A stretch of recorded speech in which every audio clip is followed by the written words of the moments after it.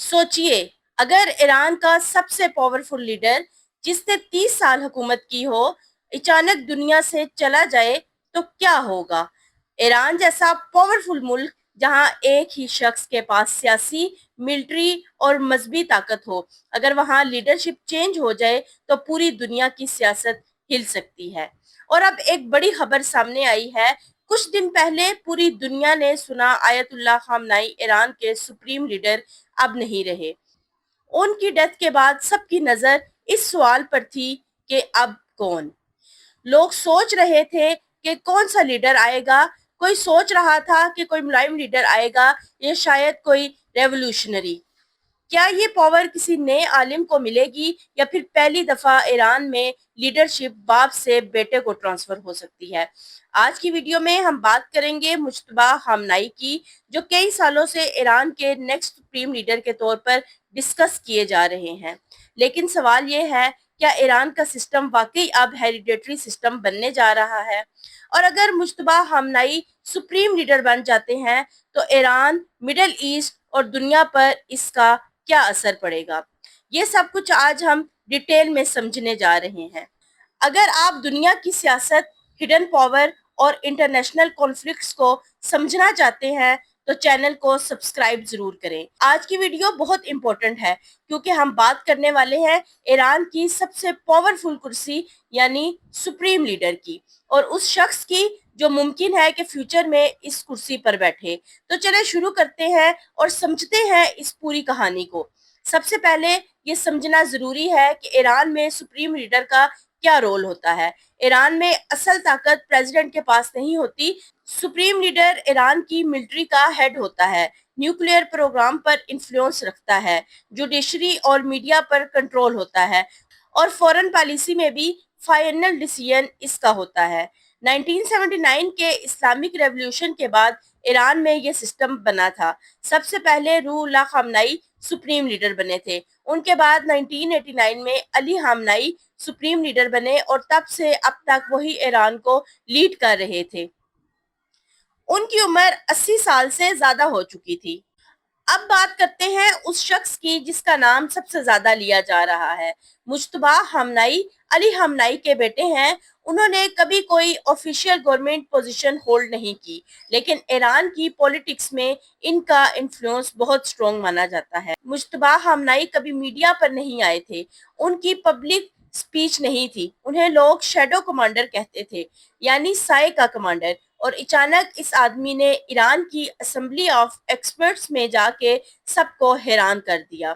वो 85 में से 80 वोट्स लेकर ईरान के नए सुप्रीम लीडर बन गए।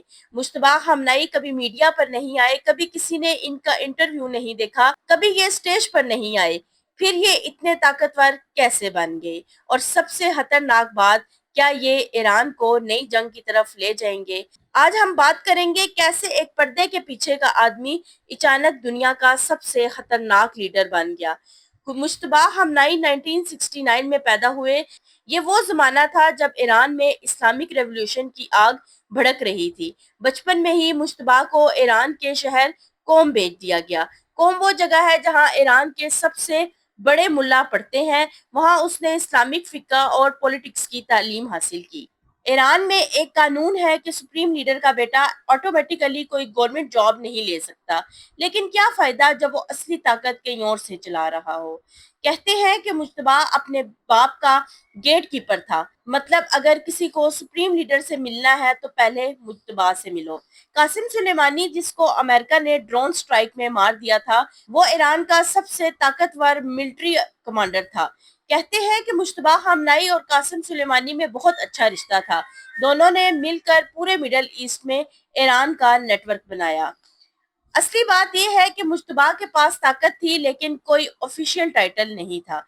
वो शेडो कमांडर था जो बिना यूनिफॉर्म के, बिना स्टेज के अपने बाप के किंगडम की हिफाजत कर रहा था।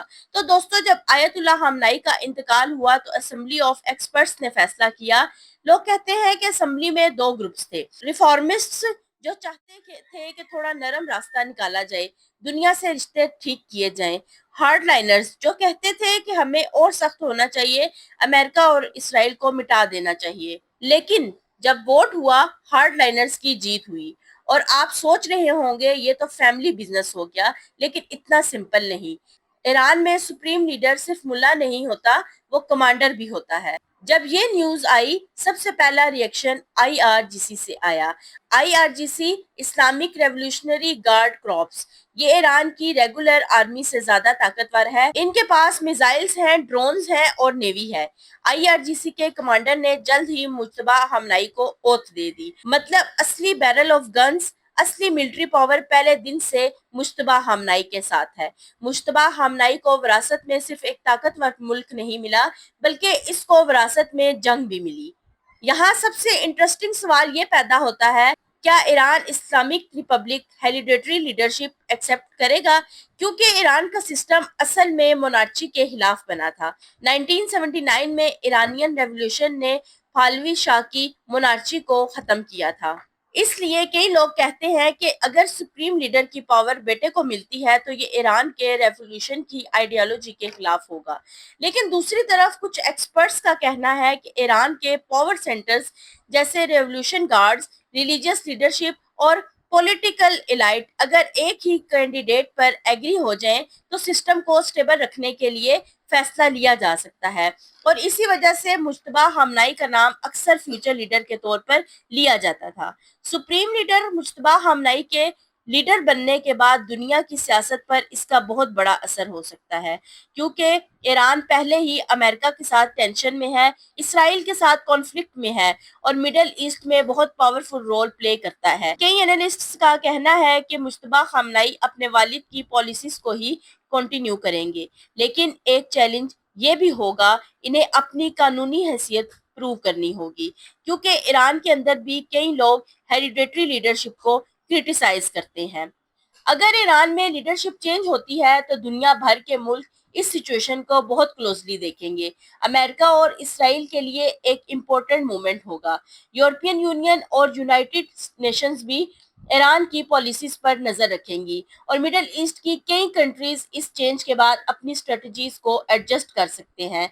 इसलिए ईरान का नेक्स्ट सुप्रीम लीडर सिर्फ ईरान का मसला नहीं, बल्कि ग्लोबल पॉलिटिक्स का भी एक इम्पोर्टेंट इशू है। मुज्तबा हमनाई की अपनी शख्सियत भी बहुत कॉम्प्लेक्स है। कहते हैं कि वो इंटेलेक्चुअल नहीं, बहुत किताबें पढ़ते हैं। कहते हैं कि वो रुथलेस है, दुश्मनों को खत्म करने में देर नहीं लगाते।